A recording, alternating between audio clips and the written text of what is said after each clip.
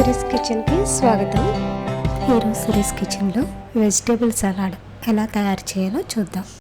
ముందుగా ఒక బౌల్ తీసుకొని అందులో కట్ చేసిన టమాటా ఒకటి, ఉల్లిపాయ ఒకటి, కీరా దోస ఒక కప్పు, క్యారెట్ తురుము ఒక కప్పు, శనగల మొలకలు 1 టీ స్పూన్, బొప్పాయి ముక్కలు ఒక 4, కొద్దిగా కొత్తిమీర వేసుకోండి.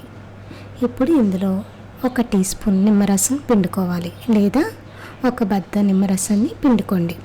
ఇందులోనే 1/2 టీ స్పూన్ మిరియాల పొడి, రుచికి తగినంత ఉప్పు వేసి వీటిని అన్నిటిని ఒకసారి బాగా కలుపుకోండి.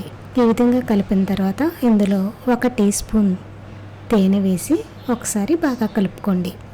అంతే, ఈ విధంగా బాగా కలుపుకొని ఒక సర్వింగ్ బౌల్ తీసుకుని సర్వ్ చేసుకోండి. అంతే, ఎంతో రుచికరమైన వెజిటేబుల్ సలాడ్ రెడీ. మరిన్ని వీడియోస్ కోసం సిరీస్ కిచెన్ని సబ్స్క్రైబ్ కాగలరు. ధన్యవాదములు.